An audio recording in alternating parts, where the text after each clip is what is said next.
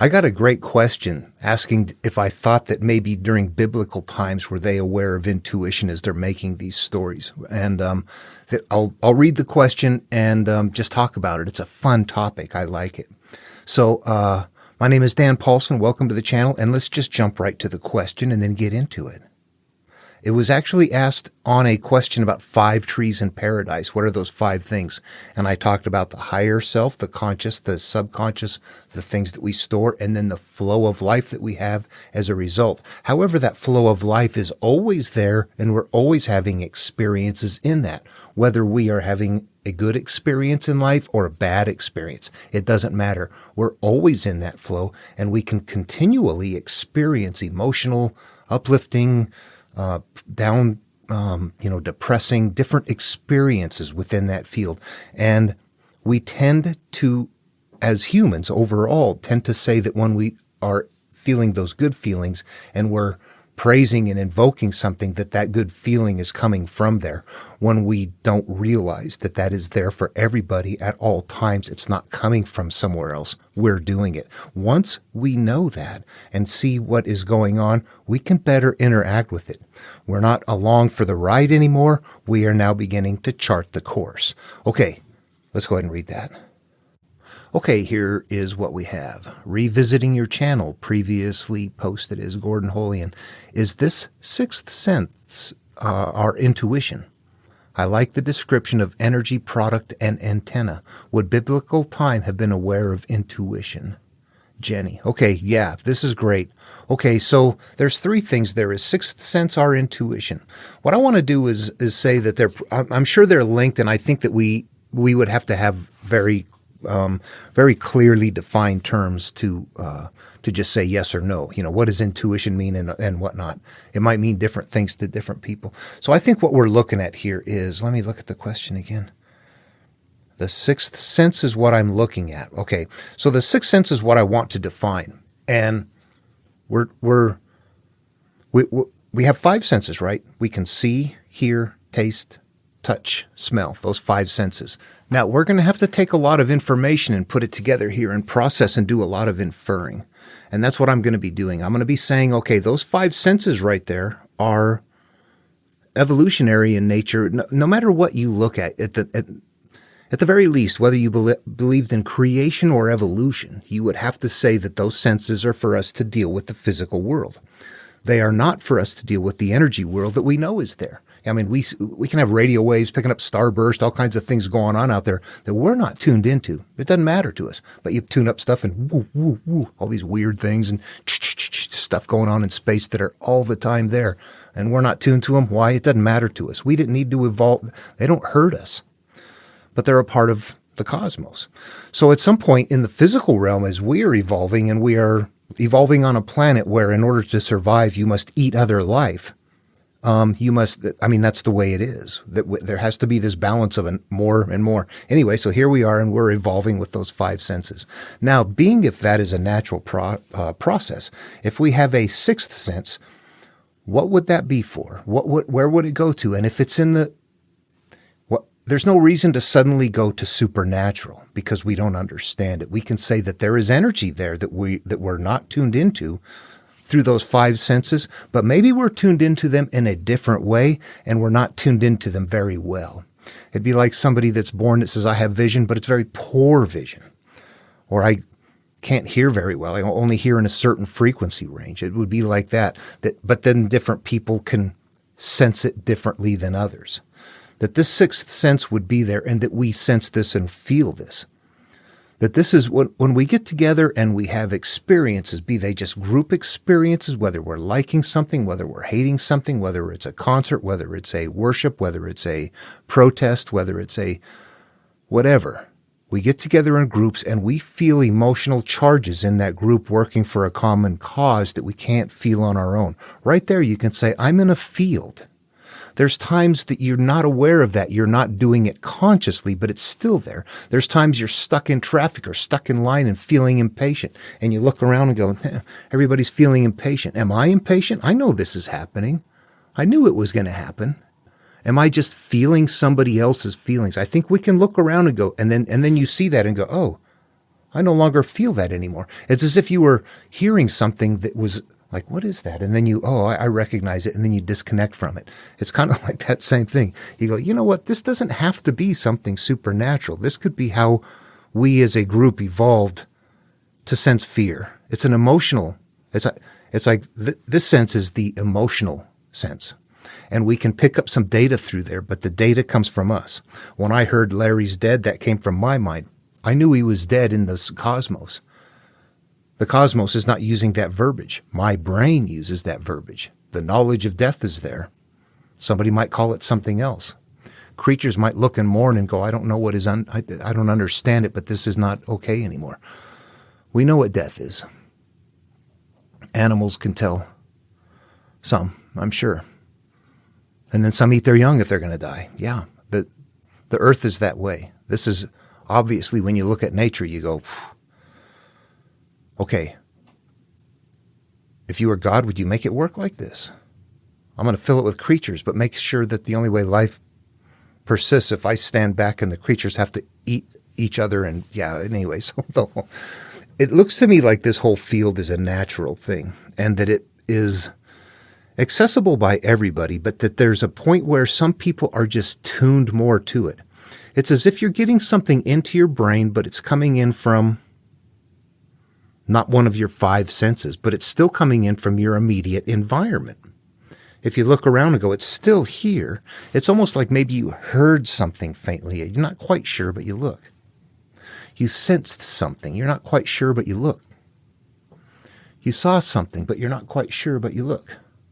You smelled something, but you're not quite sure. All of that, you sense, they all fit. It just doesn't come through the five senses. That's the most natural way it could be. That is how we function, and that within that, we are in a collective field. Always. The quality of life that a Taoist might say you need to function to try and get into the Tao, into the flow. You are never out of the flow. What we're doing is changing the quality of the flow. You're in a bad flow or you're in a good flow. You don't have nirvana, you do have nirvana. You're here alive, you feel good or you feel bad. You got inner peace or you have inner turmoil.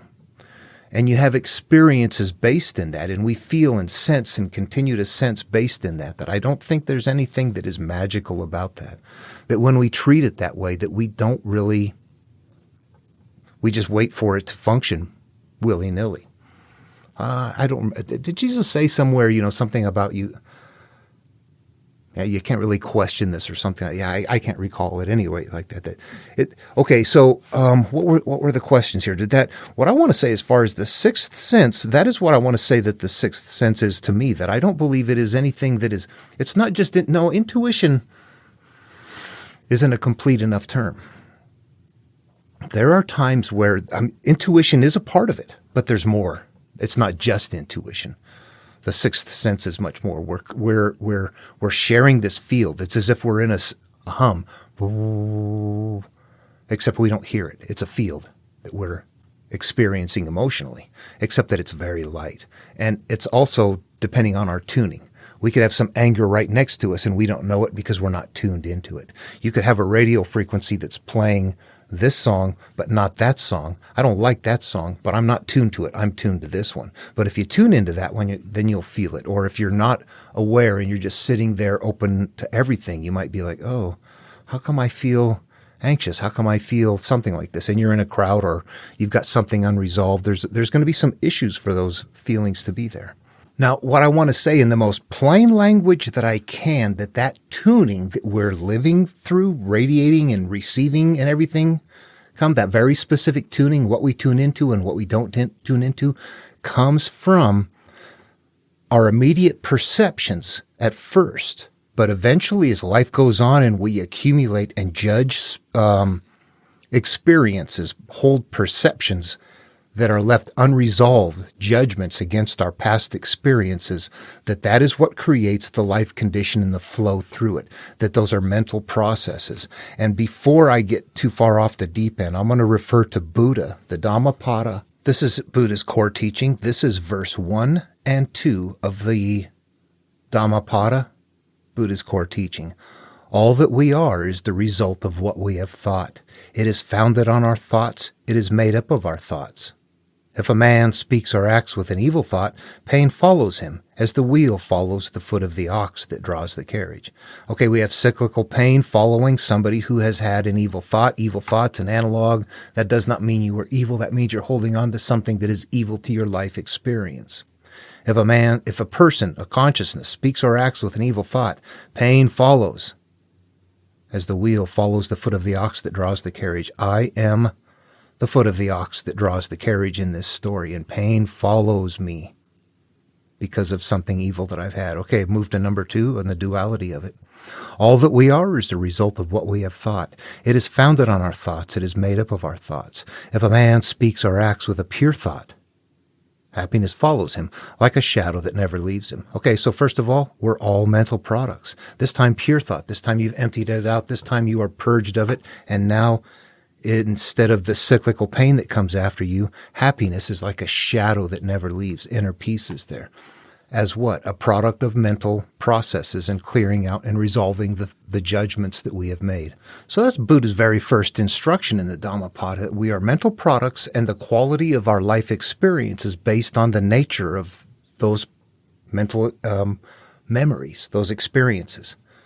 And that if, as long as we're holding stuff up here, pain's going to keep following. We need to get rid of it in order for happiness to be there. What do we get with Jesus? Right at the first verse. Blessed are the poor in spirit, for theirs is the kingdom of God. Spirit is an analog. Poor. How can you be poor in something? It must be mind. This is what runs in the background. When you are devoid of things, the pain being gone, yours is the kingdom of God. You now live in happiness. The same teachings are there on the template that are not visible if you don't interpret them. I'm not doing anything new. I'm updating the verbiage of ancient material. So the sixth sense, I think, is it's all of that. It's us being in that field and how well we are, each of us, consciously connected with and living with, in comprehension with and capacity to grasp how that field is working. There are times where I might go out and find something in the yard or, in the garage, something my wife just lost. And I go to do something. It's like, well, why did that fall off over there? I'll pick up something that's been there for months for whatever reason and find her glasses or keys or something like that and go in and she's in a panic. Where's this? Where's that? Things like that will happen sometimes. And you're like, well, that can't be coincidence because I'm not doing stuff like that all the time. It's not like what I mean is when I'm doing something odd, it's resolving something. I'm not constantly poking around and messing through stuff and not having it happen. This is where I say you have to make it personal. You have to come in with the keys and say, honey, did you lose your keys? And she's like, oh my God, I've been looking for those. What? Where did you find them? You're like, oh.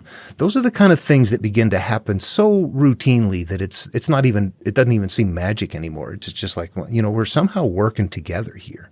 You've got a desire that your mind is so wrapped up in, but I'm not wrapped up in it. We're together. I'm going to do the finding for you that you can't do because your mind is too frazzled to settle down and let it flow.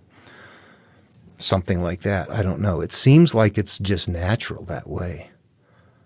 You don't have to look for any excuses. I don't have to look at, I don't have to have something like that and go, oh my God, I better get down and praise God and praise Jesus while ignoring, the kid down the street that's dying of cancer, that's praying every day and isn't getting prayers met or something like that. It's like, oh, this is natural stuff. We do this. And some brain types will do it better. The material tells us that. There is somebody isolated at birth.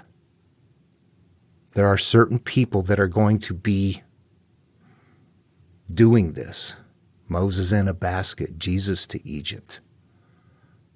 Jason saved out at birth, sent off to prevent him from getting killed. It'll just go on. Buddha leaves his family, goes off on his own. There's these transitions happen, but there's isolated people that leave a community and go do this. So it's a rare thing. The other thing is, this is a very important one, okay? The energy product and antenna. I'll get back to that. Would biblical time have been aware of intuition? Okay, what I'm going to say is they were aware of this sixth sense in this field, in this flow. Intuition might be the same thing. I'm finding that a word I'm not quite wanting to use here.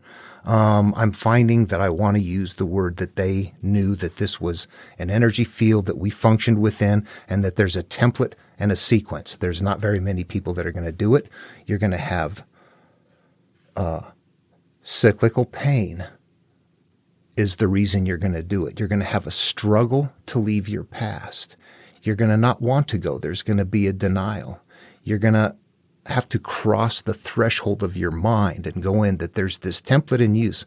And as you look at stories, like if I looked at Exodus and go, okay, Moses was saved at birth. Cyclical pain. Oh, there's plagues. Struggle to leave past. Pharaoh says you can go. Finally, and then you go, but Pharaoh comes after you anyway. Then you cross the threshold. If I look at Jason and the Argonauts and I see, okay, there's this, he's saved out at birth. There is, in the story, what happens, we need an element of cyclical pain. What do we have? We go to an island where the old seer Phineas is, that tells them what to do, but he's tormented every day that the harpies defile his food. The old man is in a bad way. He's starving. He needs to be helped. This is happening routinely, cyclical pain. The struggle to leave past, the island of the old gods, you sail away trying to bring something with you, and the past comes after you and gets you. What is that? I need to leave this past behind, but I'm going to bring some habits and people and stuff with me. It's going to come after you. You got to leave the past behind. Then as you leave it, it chases after you. It's a struggle to get there. You have to cross the threshold, turn into the mind. As soon as I see that template right there, I go, yep, whoever wrote Exodus knew that it's a fake story. They're framing a story on a template that predates Genesis. I can find this in Babylonian works, in the Enuma Elish. I've got works up on that, videos up on that if you're interested. There's a lot of things to look through if you're interested in what I have. It's big stuff, though. Remembering that they did this for their lifetimes. I get people give me grief saying, you think you know. How come you think you know? What gives you the right? And it's like, yeah, I don't. Number one. Number two, I realized that they were living with this stuff, that this was their media, that this was big to them. It's not just, here's my instruction to follow, and then come up with something that's different from everybody else using the same manual. It's like, wait a minute. That's not an instruction manual. That's a personal excuse. Okay, so yes, whoever is writing Genesis, Exodus, Leviticus, Numbers, Deuteronomy, Job, there are some books in the Bible that don't fit this template material, but it still fits the criteria of how you might interpret Buddha's Dhammapada or Lao Tzu's Tao Te Ching, something like that. They're, like Solomon's verses or Proverbs or Psalms or things like that. They're not journeys to take, but they're teachings that, you must... They're teachings that you must do certain things, but they have to be interpreted, all of them, the same way. When I look at them and I see they fit that criteria, I know that whoever wrote them knew that the material, the shell, was important for the population, but there was something deeper in there. They didn't believe in the shell. They didn't believe in the supernatural. They built the stories on the shell on supernatural components, however, for the masses. Meanwhile, when you turn it inward, it is no longer supernatural. It's natural, and it is how we work and flow in that field. That requires interpretation. I like your description of energy product and antenna. Yeah, if you think about this, I've done it before. Right here in my space. I'm indoors, so I'm out of sunlight or something like that. But basically, all the cosmic energy in the universe is right here, and I'm in it. This is not empty space. well, this is not a good example. I could turn on an AM or an FM little handheld radio right here. It would pick up the radio signal. The radio signal is right here. Which one? What are you tuning into? I got AM, I got FM, I got all these different, they're all right here, as well as all the cosmic energy, all the light energy. All of that energy is right here, right now. I'm not interacting with it. I don't need to, but I can. I have ways of specifically interacting with that. Now, if you can say that all of those things that we are reproducing are not magical, we are not violating the laws of the cosmos. We're doing what works in the cosmos. We're transmitting and receiving energy. That is what humans do on a different, we do it on an organic scale instead of what we're doing in that we use with technology is what the universe is already doing. We could pick up cosmic bursts from across the universe already. It's already transmitting energy long before we ever got here, doing the things that it's doing. We're not doing anything different, and we're not living in violation of that.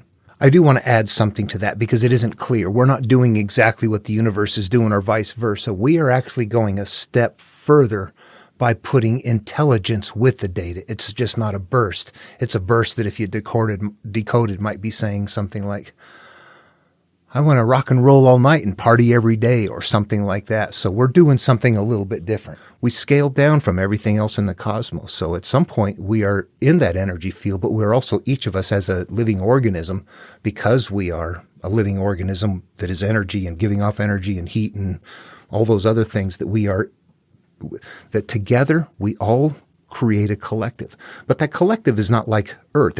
It is, but then it's also localized. We don't sense the fear here that somebody around the globe is sensing. We might sense the fear that somebody in the city is sensing or something somewhere. It depends on the person, but by and large, it's like more proximity. What is it that affects you? I don't need to be concerned with something. I don't need to evolve in a way that I'm fearful of the next tribe's danger. I don't need that. I only need to evolve in fear of what is in danger to me and my group. So that is what we have to look at and work with. Where am I going with this? Does that make sense? That's how I feel about the energy and all of that, that we are like little antennas. The brain is like the radio station, but you can have a radio station there all day long doing what it's doing, and it's never going to create a field because you need to connect yourself to that energy field. So you need an antenna. There has to be an antenna that says, I'm going to take this energy that's out there and gather it so that you can process it, or I'm going to take whatever you're transmitting and radiate it out so that it's going out there. It needs a radiating and a receiving source. We're going to be the same way. The brain is going to be like the radio station with the central nervous system. I don't know what all, endocrine system, and I'm theorizing here, but we know this by sensations. If you see something, it could be pleasing or not. Smell something pleasing or not. Hearing pleasing or not. Tasting pleasing or not. Feeling pleasing or not. They're all the same except for one thing. One of them comes through one of the senses that is in a positive ID, fifth sense. It comes in through the back door. Looks like magic. Where did that come from? It's right there. And the way that we connect with it is through the filtration of our stored perceptions of our memories. To have a very accurate flow, one must clear out the third eye. One must remove what is there. One must take the mote out of their eye. The people tell you calcium and all that kind of stuff, foil hat guy stuff right there. This is serious. It's mentally interactive. When we're carrying a lot of pain, hurt, shame, turmoil, but we're acting like everything is okay, how's life? Everybody might think it's okay on the outside, but inside to you, it's not.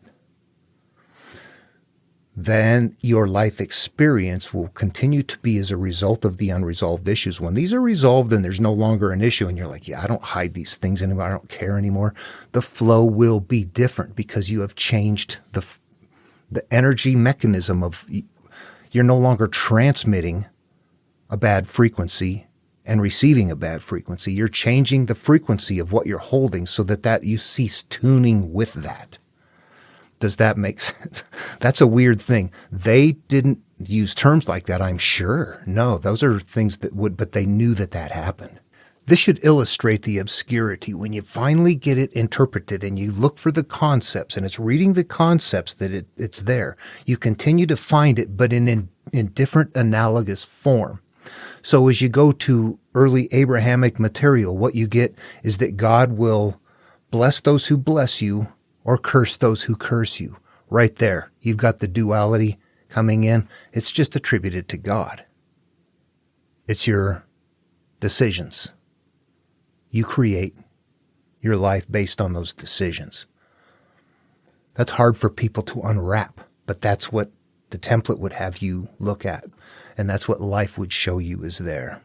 Yeah. The Tao, flow in the Tao, nirvana, experiencing life through emptiness. The kingdom of heaven within will put you into the graces of God. Nirvana within will put you in a good flow of life. Or the damnation of God. Life is bad or life is good, but it's all based on this up here, not based on something else. Only the people that can turn it inward and interact with those memories can utilize this material at the template level. Otherwise, people are going to be yelling at you saying, "Why are you picking on us?" And meanwhile, you're going, "I'm just trying to find the answers in a public location because we don't have life today like they had it back then. We can't get together in groups and talk." That's what we're doing here on the internet. That's what I'm doing. I don't have a way to reach out. This is it. So you reach out and you get people that like it and you get people that don't. Anyway, I hope that answers the question. This was a fun one. I think that it works that way. We interact with what we tune into. If I went outside right now, there'd be white light. If I held my hand out and looked for red, I couldn't see it. It's blended with everything else. But if I took a prism and put it in there and split it all out, I'd see the red all the way up through the violet. I would see the color. I would see the frequencies. If you were to listen to a phone, let me see. Well, you could generate a frequency at low tone, so low at some point you can't hear it, and then it goes up through, and at some point it goes so high that the human voice can't produce it anymore. Something else has to do it. At some point, though, it'll go so high it gets out of your range. But it's still creating frequency higher and higher and higher. At some point, what happens eventually, if you continue to adjust that, it would become visible. It would begin radiating in a range that now now it went out of your ear's range into a frequency that's now a visible range, and your eye is picking it up. Your eye is the antenna. And then it starts out infrared, low, goes up through red, goes all the way, except that it's visible until it hits violet and then ultraviolet, then it's too high. It goes out of the visible range. It's now our antenna can no longer tune into this. It's no longer in the visible range, whatever energy is being produced. But and as we hear things, that's a different thing than what we see. So we can see that we have like antennas already that are tuned for specific things. This one is tuned to hear noises. This one is tuned to see what is in the physical world. Even though there's a lot more out there, they are only specifically evolved for those areas because we need those to survive. Something sneak up and eat you. You can't see it coming, it's going to eat you. We need those. So that final sensation there is me standing at the end of the crowd going, "Oh my God, there's a lion coming!" And everybody needs to sense that and feel that. Or, "Oh, we're dying.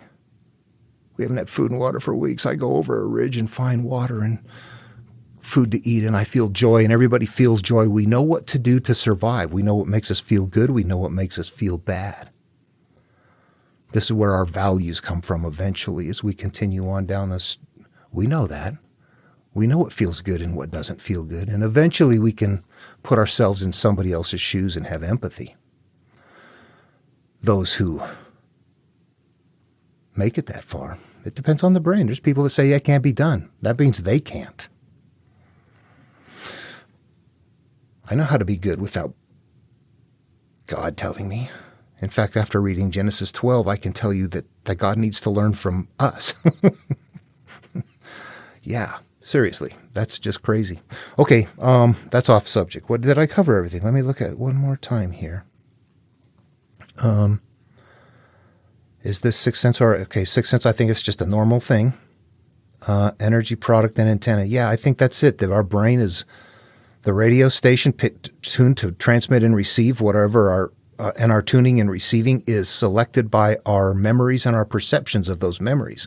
And the antenna then is the central nervous system and whatever else that we radiate, we feel, we sense that. We don't just think it in our mind. You feel it. You don't just go, oh, there is something after me.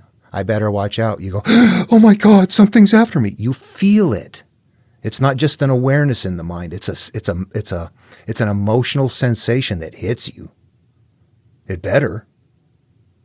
Would biblical time have been aware of intuition? Okay, and again, that one on the biblical one. If they're using the template, which is all the way back to Babylonia, they know better. Someone in the background knows better. The masses do not. Period. Crack it open. You'll see it. After you see that template everywhere, you go, son of a bitch. Everything is framed on that one template.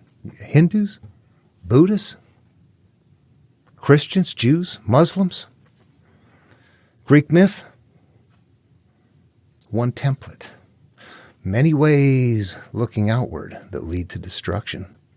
One way through the narrow gate leading inward to, well, that's how you have to interpret it. If you use it that way, it'll have that effect.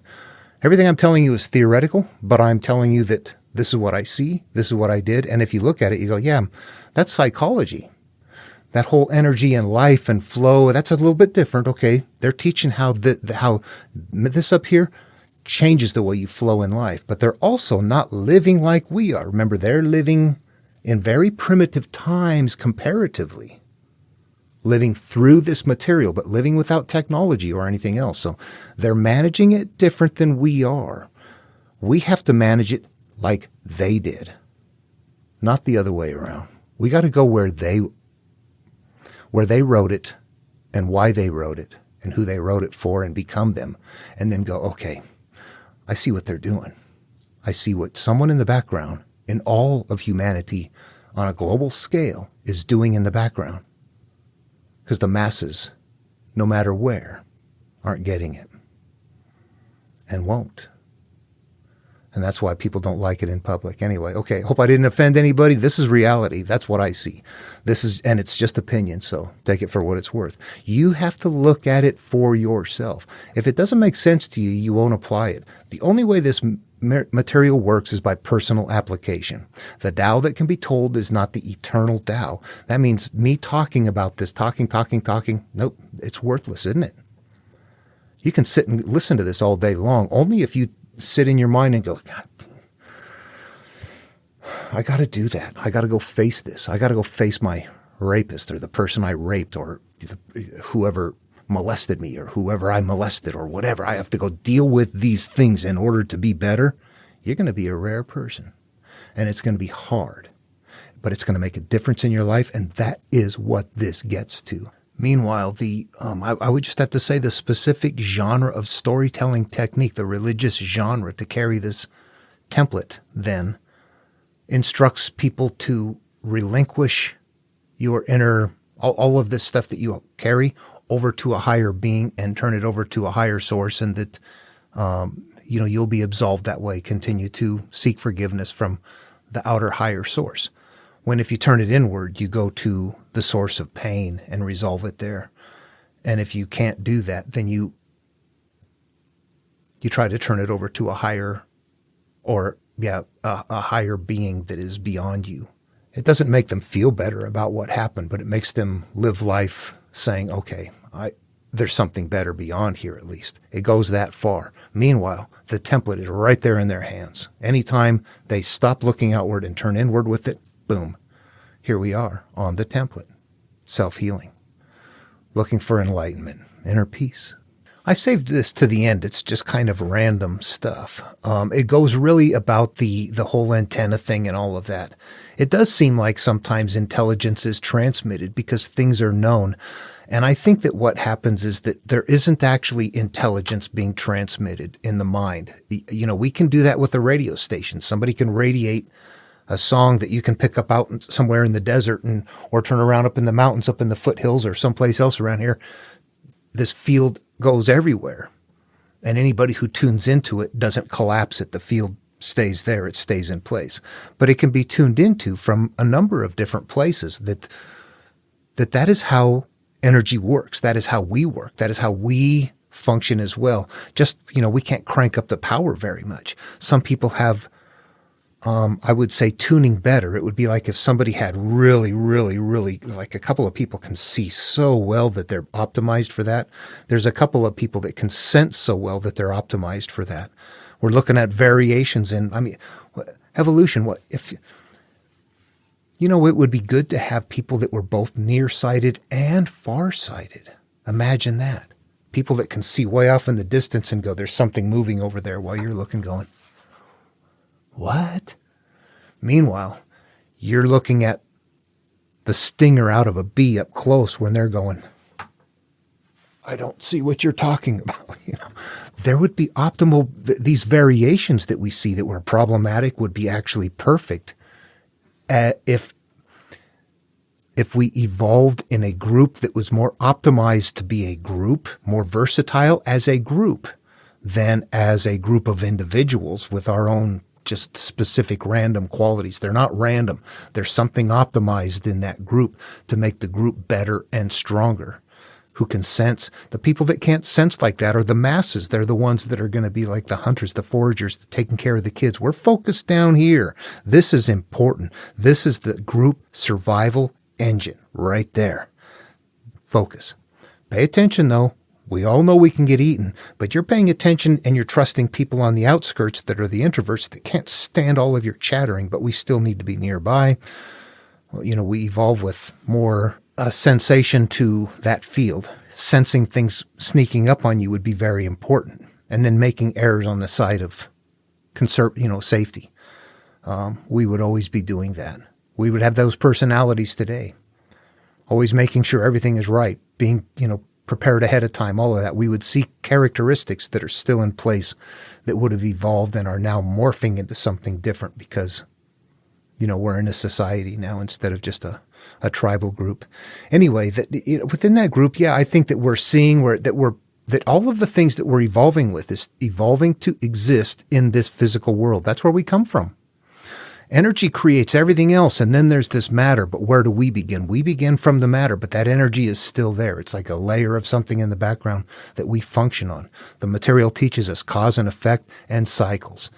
That's exactly what the universe does. Things build off of things, build off of things, build off of things, build off of things. There's cause and effect, and it continually repeats. All the material teaches that.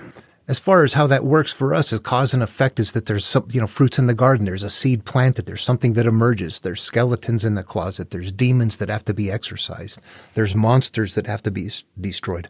All of them are analogous terms for the idea that we have issues that are unresolved that act out cyclically. There's a cause and effect. When it acts out and it hurts, there's a cause for that. We have to fix the cause. And why do we do it? Because it's acting out cyclically. It didn't just happen one time, did it? No, now that we've judged it, it continues to happen over and over again. So we need to understand that what is happening to us is based in cause and effect, and that we recognize the cycles. And you know what? I got to be clear. I hope everybody understands when I say it's happening over and over again, I don't mean that the same physical event is occurring over and over again. What I mean is that the whole movie of it is being played out over again in the mind, which then causes a life experience which is going to bring you in line with that being triggered. It's going to be a part of your life experience as long as you hold it that way. With the measure with which you judge will be meted likewise to you. That's an important part of being on a path to inner peace. I got off subject there. Okay, what I meant to get at is that as we evolve in this world of energy and all of that, that our brain is still attached, connected, aware. We're not consciously aware of it, but somehow that brain is still working in the background in a more primitive region where we may not be aware of it, but we sense it, we feel it. It's like a more primitive part of our brain that is a sensation part. However, it's feeding into up here. And when we get together and flock and share our anger or share our joy or share whatever, we will get amped up within that. And it's not because of any outside entity. We're doing that ourselves. And then when we experience that big field, you feel emotional highs or lows in a group that you cannot achieve on your own. In a protest or something like that. Seriously, remove yourself from all political parties and religions and everything like that, and look at humanity and look at protest and what goes on and how people get amped up and what happens. And what you would see is a very normal behavior if it was like millions of years ago. If you're in a group on the savannah and lions come in, or a lion, it'd probably be a group. I mean, at some point you've got, what is it? This fight or flight. Flight is a panic, run, I'm going to die. But fight is going to fight, but it's going to be violent. It's going to be extreme. You're going to have a group that is, we're going to get eaten. We're not just turning and going, let's go at this thing and see what we can do. This is aggressive. This is violent. This is anger. This is kill that creature because it's going to eat our babies or me. It's very serious. That is still there. And I mean that it's still there as a behavior in the background. However, it's no longer being used for the same thing. What's important for us is to recognize that that is happening and to separate from it and to not continue to be a part of it. The behavior is still there. It's very extreme. Imagine you need to act like some real extreme burning and tearing and breaking down and just the incredible disrespect that you would want to have that if you were being attacked by a creature that had no goal in life except to eat you. It's kill it or be killed by it. Those are your options. You either kill it or it will kill you. Okay, so you're going to go after it with your incredible survival in mind. Now, take that lifestyle away, put it somewhere else. This is still in the background. People are acting out. What is somebody? Is a lion attacking them? No, but they're feeling attacked by something else. They're feeling attacked by a political influence that they have been given. That is honestly a very narrow-minded view of a larger picture of humanity and a global awareness. It's very local stuff that they're pissed off about and fighting over and getting caught up in. You can see that happening if you step back from it. You can see what's in the background, and you can see that it exists everywhere, not just in one place. And again, all of that is really just, stand back and watch people get together, watch them in groups, watch how it works, and know that we are there too. We are somehow a component part of this field, and we function within that together and somehow sense things. And we're trying to figure out how that works and how to best interact with it. They're teaching us in the past that the nature of what is stored up here creates the nature of the flow through that. Further, they're teaching us how to understand where that came from, how to interact with it, and how to change it so that the flow changes. It's not just here's what happened, suck it up. That's here's what happened, here's how to fix it. But that we do flow in life and that we radiate and we sense based on our central nervous system, intestines, endocrine system. I don't know what all there would be. I do know that if I look and I think about it and I think about it and I think about it, I go, you know what? The most logical explanation for all of that stuff happening is that it's natural and that we just don't understand it. But it's one of those things that also gets into the area of woo-woo sciences where all of a sudden Gaia hat channel people are talking about spirits and ghosts and interacting with and tuning into and, allowing spirits to express through them and all kinds of things like that it just goes into this, yeah. Who's going to take it seriously now? People that don't take things seriously. There's something there to be taken seriously, and science, I'm sure doesn't want to go after it. But here's what it is. It's psychology at the core, and that based on the nature of the quality of the psychology dictates the flow in that shared field, period. Look at the flow in the field, trace it back to what you're hanging on to, begin interfacing with yourself, observing life, stepping back from it, not being caught up in the emotions of it, being able to look at the emotions and manage the emotions and change the emotions from being perception-wise outside of that. All of these are going to, when you do them, cause changes in your life and your experiences in life. They could even cause you to be in relationships where you suddenly go, I don't belong here anymore. I need to move on. Those can all be factors in this process. They have been for me, and it is for many people. We come from one place that we grow from, and along the way, not knowing any different, we feel better and we grab onto something, but we keep growing and later realize, oh, there was still more better feelings ahead. I had to keep growing. We didn't know that. At some point, you're going through life. Anyway, yeah. I think we need to look at this as natural, and that the quality of that flow is really dictated by the mass of what you have up here, period. And you observe it by the cyclical pain that comes around, and you know that it's going to be difficult to leave it behind, but you have to face it. And really, as far as defeating it, it is saying that whatever this emotional charge that I have against it, how does it feel? I'm going to remember the incident. I feel this way about it. If you can get to a point where you go, okay, I've somehow got myself out of the emotional state. When you experience it and you feel it through that radiating system right there again, your central nervous system, when you sense it, when you remember it, you don't just remember it and go, oh, that happened. You feel it viscerally again. That's the way it's stored. That's how we know what it is. That's how we know the frequency of it. Is that a bad frequency? Yeah, I got to tune that so I don't listen to it anymore. Is that a bad feeling? I got to tune myself in such a way that I am no longer tuned to it anymore. It sounds simple, but what it really is taking that emotion that you don't feel good about, or the memory, the emotional state that you have against a memory, and changing that emotional state so that that memory is still there, but the memory no longer has any power over you. That's the monster right there. That's the weed for the thistle in the garden that continually emerges. Right there from Jesus, that is the very specific judge not, lest you be judged. Don't judge anything or you're going to be judged. And the manner in which you judge other things is going to be judged likewise back to you. Our life experience is going to continue to unfold based on the nature of how we continue to judge life experiences. We're supposed to cease judging it. Now, that doesn't mean to stop judging people that are hurting or violating or anything like that. We need to be careful of our emotional attachment to it and how we radiate. This is very specifically, this template right here isn't about life and fixing the world. It's a template based on the human pathway to turn inward and heal yourself.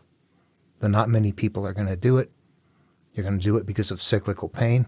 It's going to be a struggle to leave your past. You're going to have to cross a threshold. You're going to have to start defeating the things that you're dragging with you in order to emerge out the other side, recross the threshold, come back to life, master of everything, except that you might be facing changes because the world you come back to might not be the same world you left. And that's not because the world changed. It's because you did. Okay, thank you for the question again. These actually help me kind of, you know, when I have something like this, it helps me delve into philosophy, I think, a little bit, my own thoughts and my own findings and my own awareness or convictions as a result of what I continually find in this material and exercise and work through. It's an experiential process. That's all I can say.